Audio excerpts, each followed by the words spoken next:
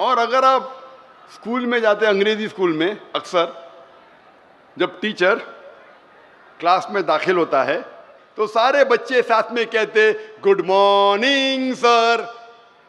आम तरीका है। हो सकता है कि स्कूल में आने के पहले वो टीचर अपनी बीवी के साथ झगड़ा करके आता है।